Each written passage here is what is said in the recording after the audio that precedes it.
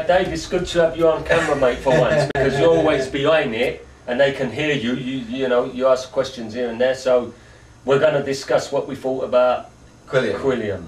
Okay, do you want to go first? I just thought that, like, my initial sort of reactions to it was sort of based on sort of my own sort of idea of what I thought these people were. Yeah. And I just thought, like, there was glitzy media and all this sort of stuff. But then they're trying to present, you know, a coherent argument to the Western media. Yeah. You know, that room isn't a room which they're trying to actually confront extremist Islam in. No, you know, I agree. And so I sort of, after looking at them online, you know, and looking at some of their stuff, like, you know, and who they were, like, you know, and doing some proper actual reading about them.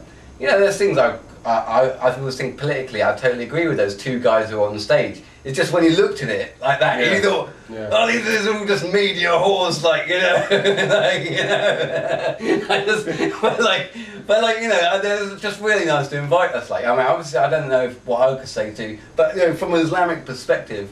No, it was nice. I was glad I was invited, but I did say before, you know, I talked to a few people and they said steer clear, you know, just they went away. We'll get to why in a minute, but I went online, you know, I can't even remember the sites I went on, but I was getting little snippets here and there where Muslims are slagging this Quilliam Foundation a lot, quite a lot. Yeah. But I think what Quilliam should have done, what concerned me, what scared me, that I think maybe they're trying to build a stepping stone, Some of the things they said, I thought maybe they've dug a pit and they could fall in it. Why? Because when you say to a Muslim, you know, we want to bring about a new Islam or a modern Islam, or a British Islam, or an up-to-date Islam, not an Islam of old. I thought, what are they trying to do? Is this another sect? Are they trying to change Islam? Because Muslims could take it that way. I know that that's not their intentions, but when you have this thrown at you, you know, Quilliam Foundation, it's about bringing a new Islam up to date, a Western Islam, and this and that. Like you said, alarm bells are in. You think, whoa, stay away from them because they're trying to change. But they say, I mean, I think they're saying that the Saudis have invented a Saudi form of Islam already, and they're trying to sort of combat that. I mean, I don't really know, I don't really know what they could achieve. I mean, I saw online that like someone was like saying that, like, you know, the government, they used to fund the MCB, and then they thought that wasn't any good, and then they tried the Sufi council with that mad guy with a clipboard. Yeah, crazy guy, like, you know, drawing pictures of people getting his graphs about people getting radicalised and stuff, like, you know, and that wasn't any good. So they're thinking, you know, the government's going to try and back these guys now, like, you know, so it's whichever organisation do they think is going to actually do the job of stopping people blowing up or whatever. And like, you think, you know, it's just like sort of a language which the government would understand, but like, for me, I mean, I can't understand. I would say, to combat extremism, you know, if they want to debate people, the guys should go into Belmarsh. I mean, they're all sitting there. They're all sitting there and they believe this stuff, which is dangerous to our health. You've made a good point there. Well, you know, I mean, how are you going to combat extremism? You know, they're sitting there doing nothing. You know, that's a serious point, because most of the brothers are there. They are there. And it isn't unheard of, because while I was there, we had... what's it, mothers against guns or something, like, you know, where some women lost their children for gun crime, and I think it's mothers against guns, I can't remember, but we had other things like Christians, and we had debates, and, you know, they wanted to get their point across to people in prison. You know what I mean? So so you actually had sort of groups come into Belmarsh? And we was invited. You fill in a form, and the officers, you put your name down on a list, and they'd call you out, and it'd be an all-day thing. You go in the morning, you know, you go back to your cell, eating there, or eat there, and we could pray as well.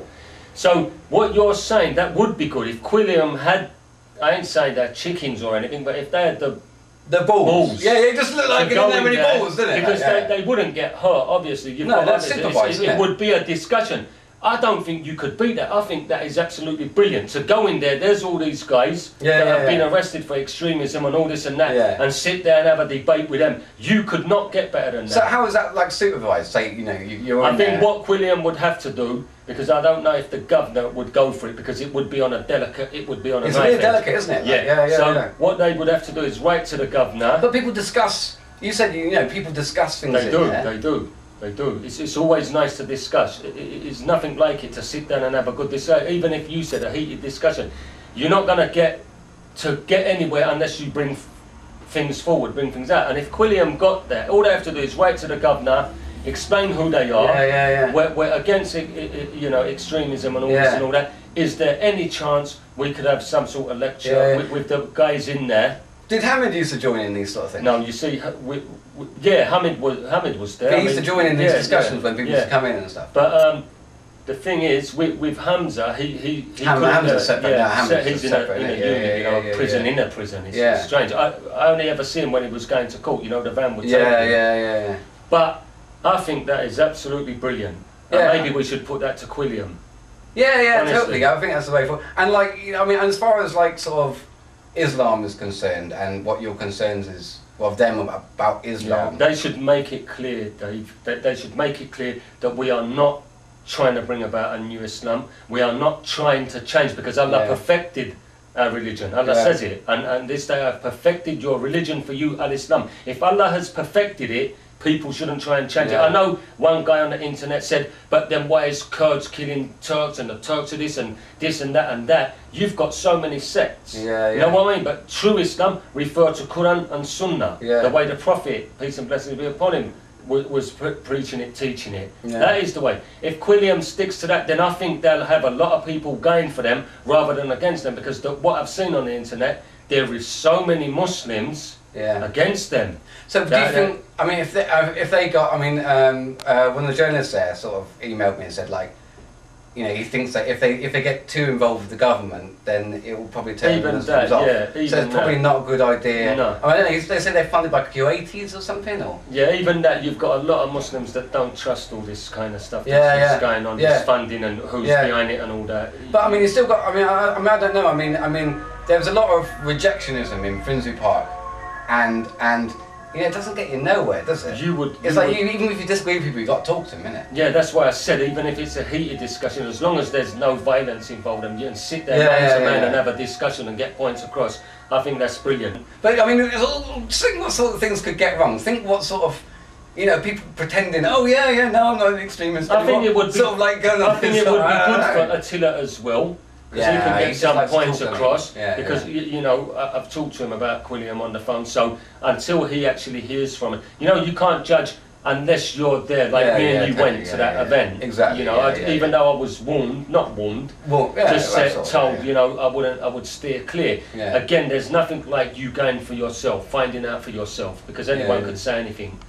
I think that is fantastic. I'd even love to go myself. Honestly, to turn up with Quilliam just to be there. I would love that, to be there and see how this debate turns out. Even you yourself. Oh no, I love it.